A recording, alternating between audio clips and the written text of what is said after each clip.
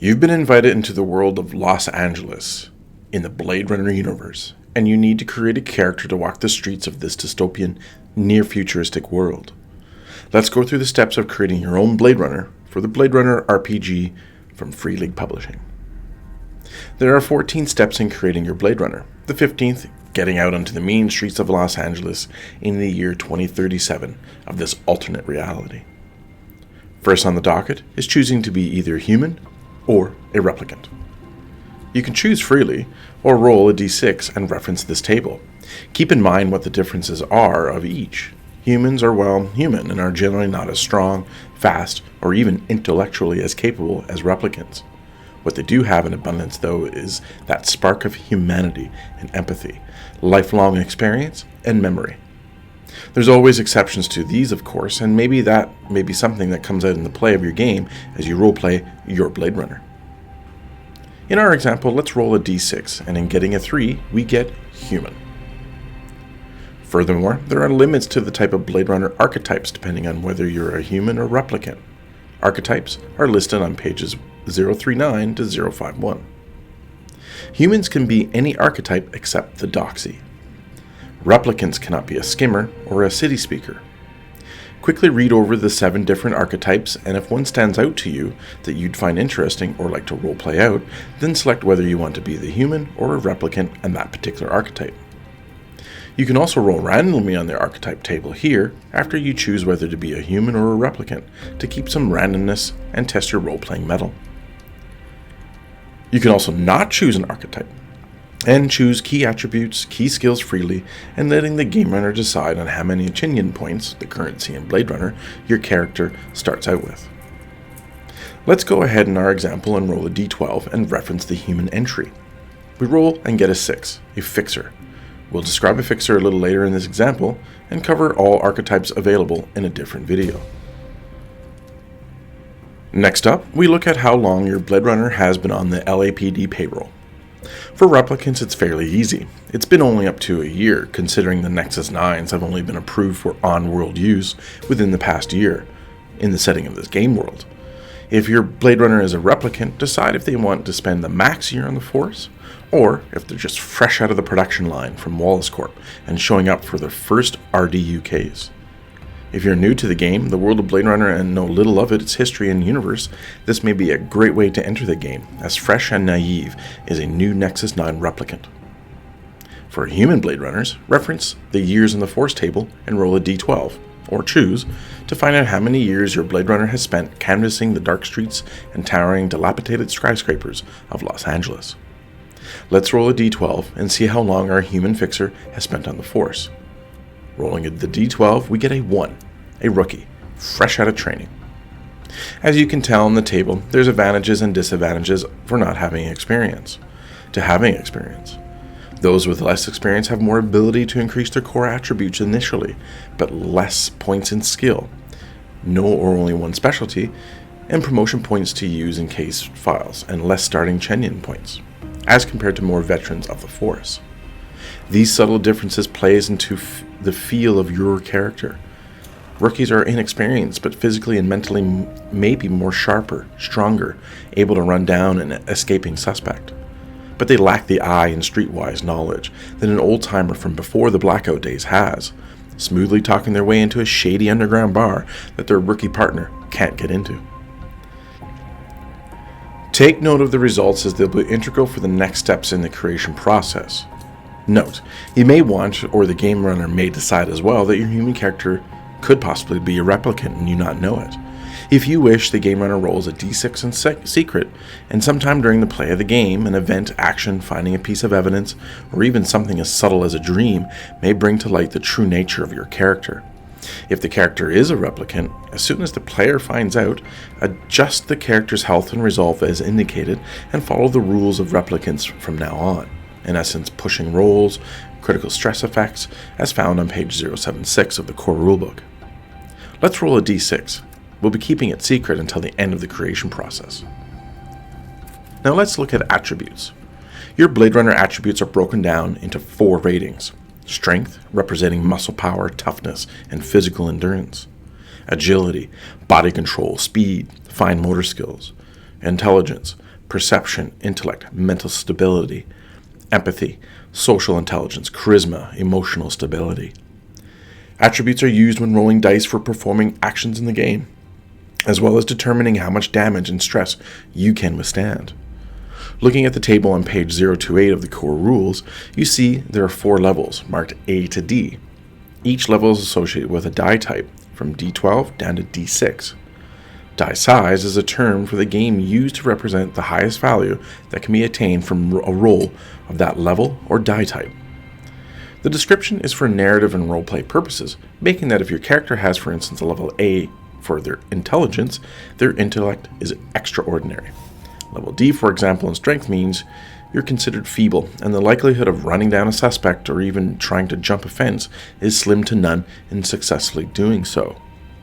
All attributes start off at level C, meaning a D8 die type. If you have an archetype, you must reference the key attribute of the chosen archetype and adjust the starting attributes accordingly. In our example, as we have chosen the Fixer archetype, empathy is our key attribute. The key attribute must have a minimum of a level B in order to proceed. You can increase or decrease a key attribute by lowering a level in one and increasing a level in the other, and only one step with each increase or decrease.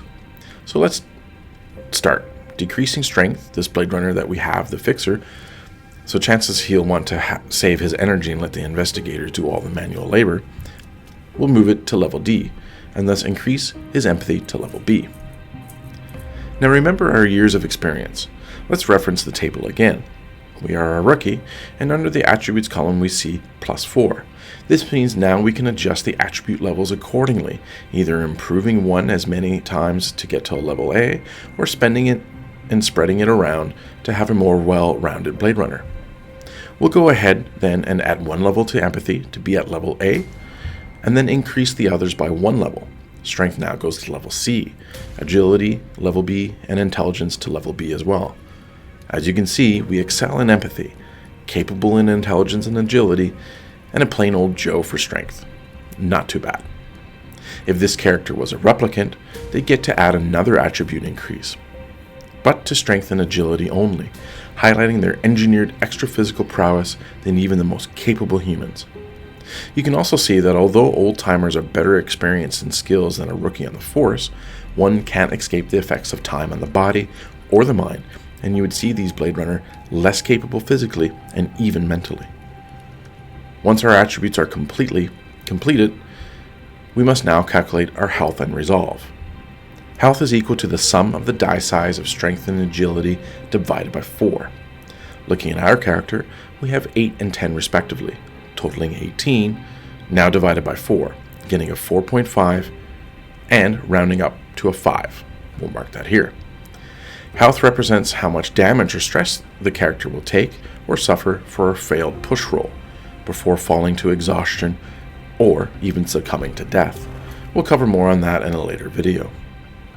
Resolve is calculated by a similar approach, and the die size of your intelligence and empathy, and divide that by 4. For this character, that's a 10 plus a 12, totaling 22. Divided by 4, we get 5.5, and rounding up to get a 6 overall for resolve. Replicants get a bonus of +2 to health, representing again their extraordinary physical prowess, but suffer a -2 on resolve as they're less mentally stable than your humans, generally speaking. Starting skill levels. Similar to attributes, each skill has a level value. A starting character will have base level D in all skills. Like your key attributes for your specific archetype, there's also specific key skills for each as well. Reference the archetype for which skills that they are, and these must be at level C or higher when you're starting. If you're not using an archetype, choose 3 skills as your key skills and ensuring you have them at least at level C or higher. For fixers, we have connections, manipulations, and insight as our key skills. Referencing our years on the force table, we have 8+ points to use to increase the levels on all of the skills. As we are already starting at level D, we can't decrease any further and to improve another skill, like we did above for the attributes. So let's go ahead and increase our key skills by each level to level C, giving us a remaining 5 points to allocate elsewhere. We are going to increase stealth, observation, and tech to level C and spend the remaining 2 points to improve connections and manipulation, both to a level B. This character will be keeping to the shadows and trying to climb that corporate ladder. You spent enough time below the 100th floor of the city, you want the cleaner air and fresher water afforded to those at the very top of society. Next, we get to choose specialties, but not all Blade Runners start off equally. Again, referencing the years of service table, rookies start off with no specialties, while the old-timers get 3. Seasoned and veterans get 1 and 2 specialties, respectively. So for our rookie Blade Runner, we have no specialties to choose starting out, but don't fret, we can learn specialties throughout gameplay. If we were to choose specialties based on the years of service, we choose those that are listed specific to the archetype or rolling randomly, or forgo the specific list and choose what's provided on the list found on page 61, as seen here. Now we take a look at key memories. 5 tables are presented on page 31 and 32 that provide you with the skeleton of a key memory. Let's roll for our rookie Blade Runner. We'll roll once for each table and put them together to create the memory. The process is no different for a human or replicant. Each are as real or not as real as one can make them. Think about the results, how each plays into each other, even when they don't fit. Dreams and memories sometimes don't, and they sometimes do. Play around with it. Just write down the prompts on your character sheet and think on it for a while. Even if nothing pops into your head right away, just let it sit there. The key memory could evolve during gameplay and come out naturally more detailed, or less, who knows. The tables are prompts offering you just enough to think about the further details, leaving those to your imagination. For our character, we have rolled the following. We rolled a 6 just a few weeks ago. Next table we rolled a 3 while ogling the synthetic fish tanks on Anemoid Row. Third table we rolled a 7, a Blade Runner. Fifth table, you were physically attacked or abused. And the last table, disgusted. Putting it all together, we'll get something like this. Again, it doesn't have to be detailed, but enough that you can play with it and your game runner can fit this memory somehow into the game itself, pulling at those role-playing threads to bring more life to your character, their backstory, and the game overall. Just a few weeks, as you strolling along Anemoid Row eyeing the many-colored fish swimming in the clear tanks, you remember the feeling of wonder about how this must have looked when the oceans were clean, when people used to dive for fun below the surface of the water. Suddenly, out of nowhere, a replicant accosted you, pushing you against the glass of the tanks. No matter how much you tried to move out of the way and run, the replicant kept grabbing you and slamming you against the heavy glass. All you could remember was then the sound of a PKD blaster. Everyone has heard it, and then the replicant suddenly stopping and falling to the ground. You look down at the replicant with animosity and disgust. How could they just do such a thing unprovoked? You're eternally thankful for the Blade Runner that retired that replicant, and you hope in time to get a chance to repay them for their service. As you can see, you can create a simple background from the random rolls that pull some ideas and threads that can be used in the game. This fixer is already starting to have a personality, one especially not sympathetic to replicants.